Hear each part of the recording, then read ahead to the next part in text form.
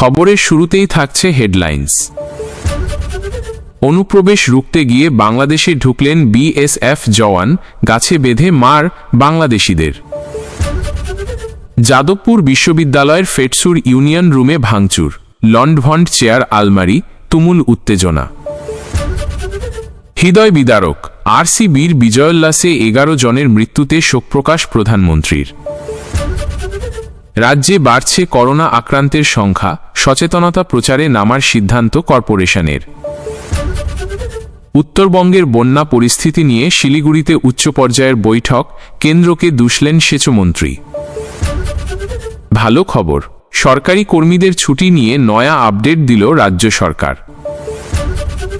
লজের ভিতর থেকে উদ্ধার এক ব্যক্তির পচাগলা দেহ, চাঞ্চল্য দুর্গাপুরে। বিহার ভোটের আগে জনগণনা ও জাতিগণনার ঘোষণা কেন্দ্রের, আসছে বিস্তারিত খবরে। বাংলাদেশে ঢুকে পড়া বিএসএফ জওয়ানকে মারধর করে বিজিবির হাতে তুলে দিল স্থানীয়রা।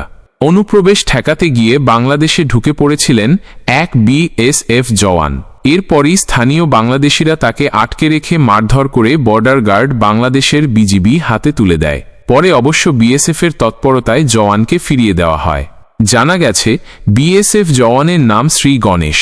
গতকাল সকাল 7:30 নাগাদ বাংলাদেশের সদর উপজেলার নারায়ণপুর ইউনিয়নের 7 রশিয়া গ্রামে এই ঘটনা ঘটে। স্থানীয়দের অভিযোগ, সকালে একটি ছাগলকে ধাওয়া করতে গিয়ে জিরো লাইন অতিক্রম করে 2 জন বিএসএফ সদস্য বাংলাদেশে ঢুকে পড়েন। তারা একজন বাংলাদেশিকে ধরে নিয়ে যাওয়ারও চেষ্টা করেন। এরপরই স্থানীয় গ্রামবাসীরা একত্রিত হয়ে একজন বিএসএফ সদস্যকে ধরে আটকে রাখেন এবং মারধর করেন বলে অভিযোগ। স্থানীয়দের তৈরি ভিডিও সোশ্যাল মিডিয়ায় ছড়িয়ে পড়েছে। অন্য বিএসএফ সদস্য পালিয়ে গেছেন বলে অভিযোগ। পরে শ্রী গণেশকে বিজিবির হাতে তুলে দেওয়া হয়। চাঁপাইনবাবগঞ্জ ব্যাটালিয়ন 53 বিজিবির অধিনায়ক লেফটেন্যান্ট কর্নেল ফাহাদ মাহমুদ রিঙ্কু আটকের বিষয়টি নিশ্চিত করেছেন। সংশ্লিষ্ট ওয়ার্ডের ইউপি সদস্য বেনজির আলী বলেন, বিএসএফ সদস্যকে স্থানীয়রা আটক করেছে, এই ঘটনা সত্যি। আমার পাশের গ্রামেই এই ঘটনা ঘটেছে। নারায়ণপুর ইউনিয়নের চেয়ারম্যান মোহাম্মদ নাজির হোসেন বিষয়টি নিশ্চিত করে জানান, 7 রশিয়া গ্রাম ও সীমান্তের জিরো লাইন কাছাকাছি, তাই বাংলাদেশি ছাগল জিরো লাইনের কাছাকাছি গিয়ে ঘাস খায়। এতে বিএসএফ সদস্যরা ছাগল ধরতে এসে বাংলাদেশে ঢুকে পড়েন। এই সময় স্থানীয় বাসিন্দারা তাকে কলাগাছের সঙ্গে বেঁধে রাখলেন। পরে বিজিবির হাতে সোপর্দ করলেন। সঙ্গে থাকা আরও একজন বিএসএফ সদস্য পালিয়ে গেলেন। এই প্রসঙ্গে বিএসএফের তরফে জানানো হয়, ভারত থেকে বাংলাদেশের সীমান্তবর্তী এলাকার এক রাখাল ভারতীয় ভূখণ্ডে চলে এসেছিল। সেই সময় দায়িত্বে থাকা বিএসএফ ধাওয়া করলে 71 নম্বর নূরপুর ব্যাটালিয়নের বিএসএফ জওয়ান অসাবধানতাবশত বাংলাদেশে ঢুকে পড়েন। সেখানে বিজিবির হাতে আটক হন ভারতীয় জওয়ান। যদিও ফ্ল্যাগ মিটিংয়ের মাধ্যমে 71 নং ব্যাটালিয়নের জওয়ানকে বিএসএফের হাতে ফিরিয়ে দেওয়া হয়েছে। লজ থেকে উদ্ধার হল পচাগলা মৃতদেহ। দুর্গাপুর স্টেশন সংলগ্ন এলাকায় একটি লজের ভেতর থেকে এক ব্যক্তির পচাগলা মৃতদেহ উদ্ধার করেছে কোক ওভেন থানার পুলিশ। মৃত ব্যক্তির নাম মিন বাহাদুর মগর, বয়স আনুমানিক 37 বছর। গতকাল বিকেল 5:30 নাগাদ লজের কর্মীরা মালিক শুভজিৎ নন্দনকে জানান যে লজের একটি রুম থেকে কোনো সাড়া শব্দ পাওয়া যাচ্ছে না। সঙ্গে সঙ্গে কোক ওভেন থানায় খবর দেওয়া হয়। পুলিশ ঘটনাস্থলে পৌঁছে দরজা ভেঙে ওড়িশার ওই বাসিন্দার মৃতদেহ উদ্ধার করে। জানা গেছে, মৃত ব্যক্তি 5 দিন আগে দুর্গাপুর স্টেশন সংলগ্ন শুভ লজের 26 নম্বর রুমটি বুক করেছিলেন। গতকাল বিকেল থেকেই রুমের সামনে থেকে দুর্গন্ধ বের হতে শুরু করে। সন্দেহ হওয়ায় লজের কর্মীরা ওই রুমে বারবার ডাকাডাকি করেন। কোনো সাড়া শব্দ না পেয়ে লজের মালিক পুলিশে খবর দেন। ইতিমধ্যেই পুলিশ মৃতদেহ ময়নাতদন্তের জন্য দুর্গাপুর মহকুমা হাসপাতালে পাঠিয়েছে। কোক ওভেন থানার পুলিশ গোটা ঘটনার তদন্ত শুরু করেছে। ডেঙ্গি, ম্যালেরিয়ার মতো করোনা আক্রান্তের সংখ্যা বৃদ্ধি রুখতে এবার সচেতনতা প্রচারের সিদ্ধান্ত নিল কলকাতা কর্পোরেশনের স্বাস্থ্য বিভাগ। শহরের বিভিন্ন অংশে করোনা নিয়ে নাগরিকদের সচেতন করে লাগানো হবে ব্যানার, হোর্ডিং, বাড়ি বাড়ি বিলি হবে লিফলেট। আজ বুধবার এমনটাই জানালেন কলকাতার ডেপুটি মেয়র অতীন ঘোষ। কেন্দ্রীয় তথ্য অনুসারে রাজ্যে এখনও পর্যন্ত 432 জন আক্রান্ত হয়েছেন। শেষ 24 ঘণ্টায় নতুন করে আক্রান্তের সংখ্যা 60 জন।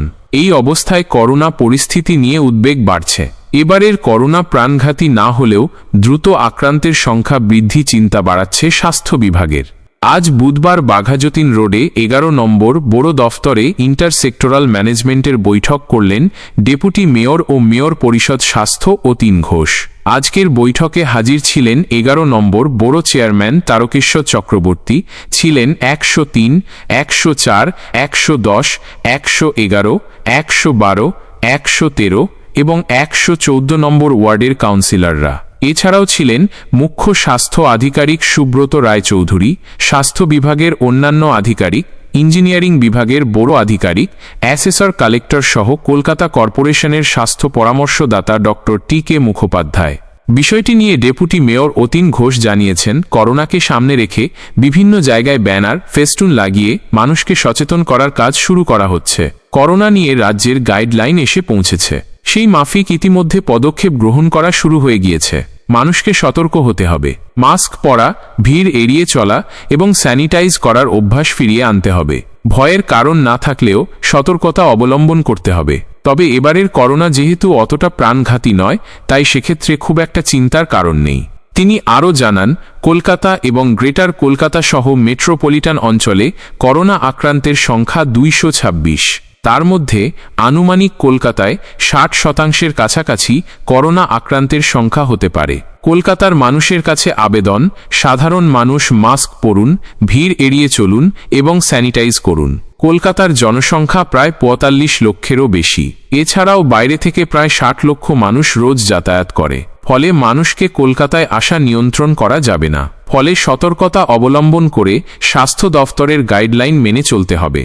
করোনা ছাড়াও আজ মূলত বর্ষা প্রবেশের সময় মশাবাহিত রোগ নিয়ন্ত্রণ ও প্রতিরোধ করার জন্য প্রয়োজনীয় পদক্ষেপ গ্রহণ করা নিয়েও বৈঠকে আলোচনা হলো।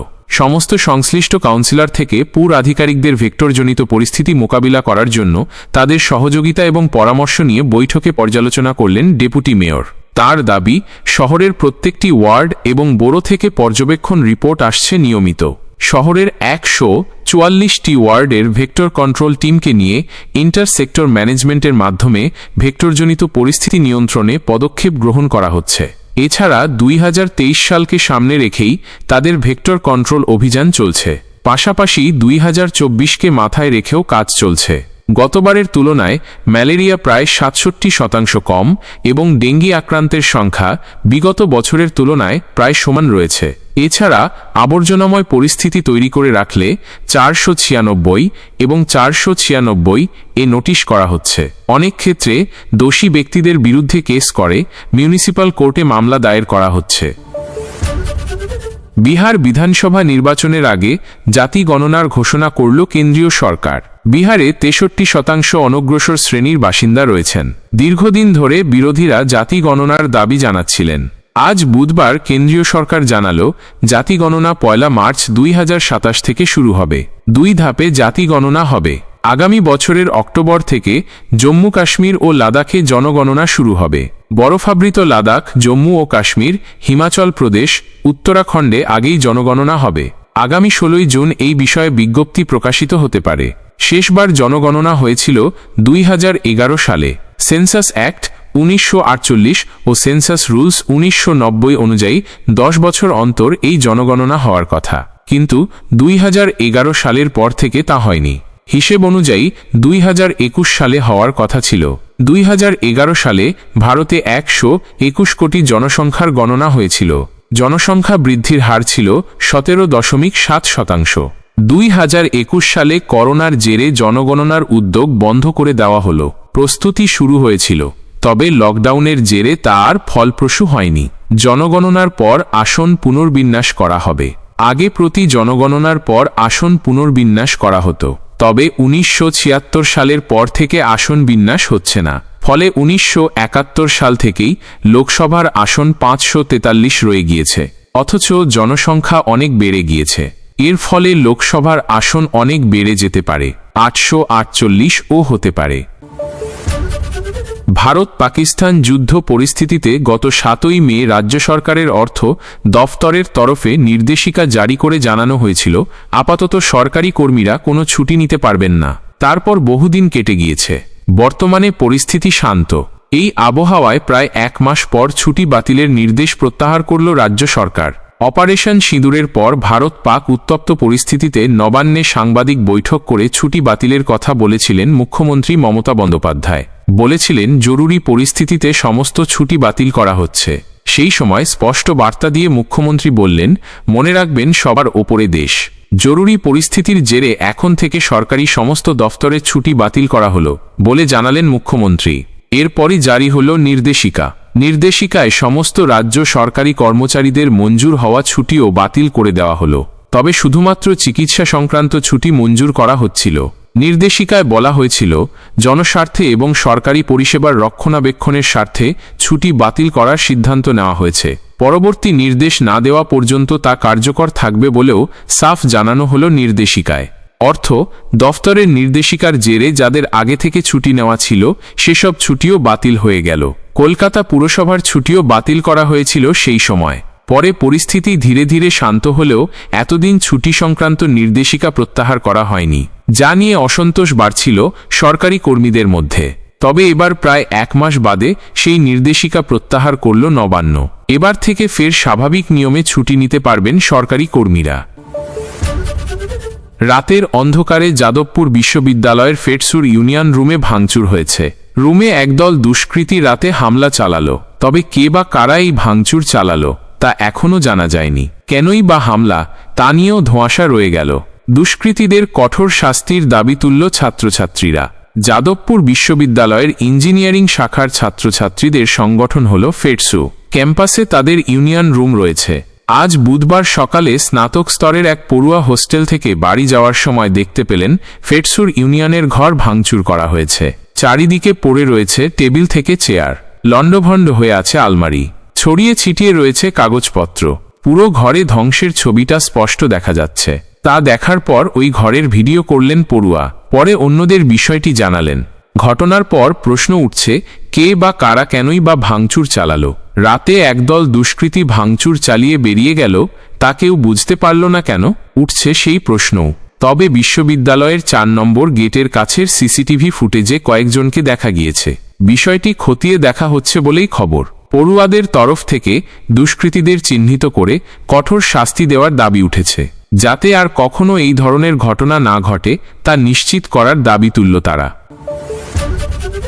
উত্তরবঙ্গের বন্যা পরিস্থিতি নিয়ে কেন্দ্র সরকারের বিরুদ্ধে একাধিক অভিযোগ তুললেন রাজ্যের সেচ মন্ত্রী মানস ভূঁইয়া। আজ বুধবার শিলিগুড়ি স্টেট গেস্ট হাউসে উত্তরবঙ্গের বন্যা পরিস্থিতি নিয়ে উচ্চ পর্যায়ের বৈঠক করলেন তিনি। সিকিমে টানা বৃষ্টির জন্য উত্তরের নদীগুলোতে জলস্তর বাড়ল। পাশাপাশি একের পর এক ধসের কারণে তিস্তার জলে ভেসে আসছে পলি।